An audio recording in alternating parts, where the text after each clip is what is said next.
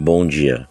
Que a graça e a paz do Senhor Jesus Cristo seja em sua vida, no seu lar, em seus negócios. Quero agradecer a Deus por permitir entregarmos nossas primícias a Ele e juntos desfrutarmos de mais um dia dessa palavra que se encontra na carta de Tiago, capítulo 4, versículo 6, que diz: Antes, Ele dá maior graça, pelo que diz, Deus resiste aos soberbos, mas dá graça aos humildes.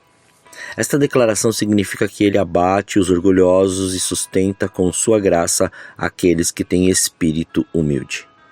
Deus resiste aos soberbos porque essas pessoas satisfazem seu orgulho no mundo. Elas se consideram autossuficientes. O soberbo se acha merecedor de tudo e o foco tem que estar nele. Então, onde há orgulho não há espaço para a graça, que é um favor imerecido. Por outro lado, Deus dá graça aos humildes. Diferentemente dos soberbos, os humildes entendem que são totalmente dependentes de Deus e são gratos por sua graça derramada. Essa frase aparece 2 vezes no Novo Testamento. Na verdade, ela é uma citação do livro de Provérbios, lá do capítulo 3, versículo 34, que diz: Certamente ele escarnecerá aos escarnecedores, mas dará graça aos humildes. Então, com base nesse texto de Provérbios, o apóstolo Pedro também utiliza a mesma declaração e escreve em sua primeira carta, no capítulo 5, na parte B do versículo 5, dizendo: E sede todos sujeitos uns aos outros, e revesti-vos de humildade, porque Deus resiste aos soberbos, mas dá graça aos humildes.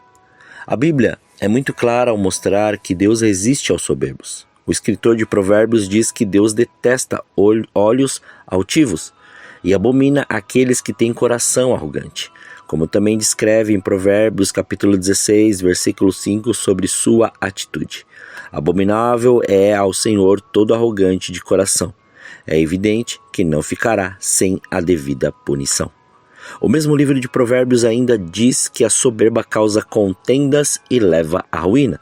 Em Provérbios capítulo 13, versículo 10 e capítulo 16, versículo 18 dizem: A arrogância só produz contendas, mas a sabedoria está com aqueles que buscam conselho. A soberba precede a ruína, o espírito arrogante vem antes da queda. Facilmente podemos citar vários exemplos de homens e mulheres que foram castigados por Deus por causa do seu orgulho. Jezabel é um desses exemplos. A esposa do rei Acabe era uma mulher arrogante e má. Ela perseguiu os falsos profetas, ou melhor, ela perseguiu os profetas do Senhor e incentivou a idolatria em Israel. O profeta Elias foi um dos mais perseguidos por ela. Mas, no tempo oportuno, o juízo de Deus caiu sobre ela. No final, aquela mulher orgulhosa acabou tendo seu corpo comido por cães. Além disso, houve também o péssimo exemplo de Nabal, esposo de Abigail. Ele foi completamente soberbo diante de Davi e seu fim foi melancólico. Um dos casos mais clássicos do Antigo Testamento que mostra que Deus resiste aos soberbos é a história do rei Nabucodonosor. Ele foi avisado por Deus acerca do perigo do orgulho, mas ainda assim caiu nesse grave pecado. O rei do império mais poderoso da época teve seu orgulho abatido ao ser reduzido ao comportamento animal. Mas, diferentemente dos outros 2 casos, Nabucodonosor teve a oportunidade de reconhecer seu erro. No Novo Testamento, há também o exemplo de Herodes Agripa I. Ele foi dominado pela soberba e orgulhoso tentou se apossar da glória que só pertence a Deus. Então, seu fim foi horroroso. A importância da humildade é claramente ensinada nas Escrituras, nas páginas do Antigo Testamento. Lemos sobre muitas pessoas que verdadeiramente tiveram suas vidas caracterizadas pela humildade. Aqui podemos citar a história de Ana. Ela se humilhou perante Deus e humildemente orou, pedindo pela misericórdia e por um milagre divino. Deus ouviu sua oração. Ele tornou a mãe do profeta Samuel. Depois, a mesma mulher estéril ainda foi mãe de outros filhos. No Novo Testamento, vemos que o próprio Senhor Jesus se ocupou em advertir seu povo acerca da necessidade de um espírito humilde. Por mais que uma vez ele falou que aquele que se humilhar será exaltado e aquele que se exaltar será humilhado. O apóstolo Paulo também é outro grande exemplo de humildade na Bíblia. Sua história de vida testifica que de fato Deus resiste aos soberbos, mas dá graça aos humildes. Ele se considerava o principal dos pecadores e o menor dos apóstolos. Ele reconhecia que a graça de Deus era seu grande sustento.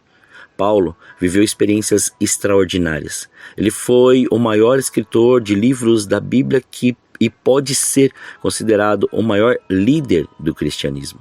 Mas Deus o preservou da soberba. Inclusive, lhe deu um espinho na carne. Mas Paulo provou na prática a veracidade do ensino bíblico de que Deus dá graça aos humildes. Ele escutou do Senhor conforme descrito na segunda carta aos Coríntios, capítulo 12, versículo 9, que diz: Então ele me disse, a minha graça te basta, porque o poder se aperfeiçoa na fraqueza.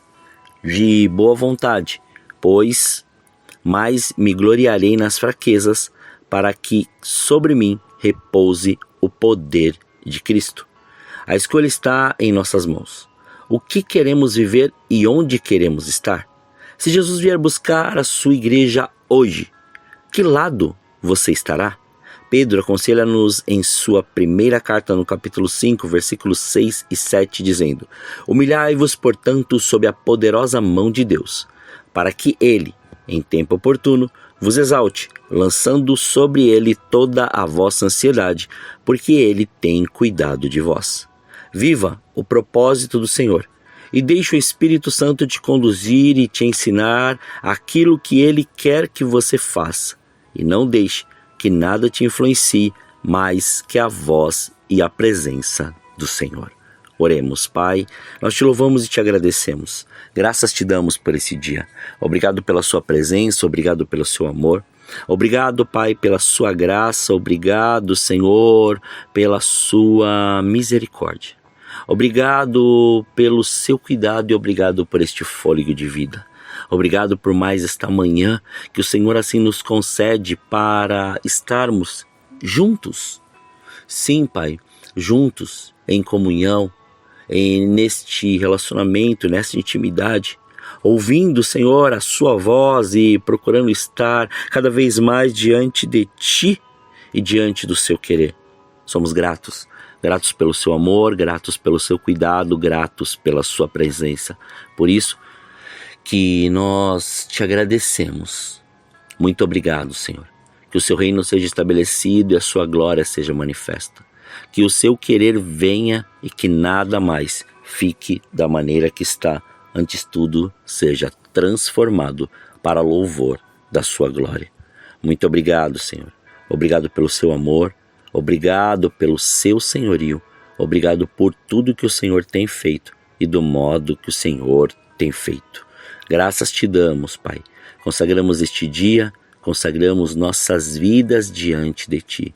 E que sobre este dia o Senhor nos livre do mal, nos livre da tentação. Não deixe faltar o pão na mesa deste Teu Filho. Antes, Pai, leva-nos ao entendimento do Seu querer e através disso reveste-nos com o Seu amor. Muito obrigado. Mais uma vez consagramos este dia, nossas vidas, tudo que temos, tudo que somos, para que o seu nome continue sendo glorificado, exaltado e engrandecido, em nome de Jesus. Assim oramos, Pai, te dando graças por tudo o que o Senhor tem feito e do modo que o Senhor tem feito, em nome de Jesus. Amém. Que você tenha um dia abençoado na presença do Senhor.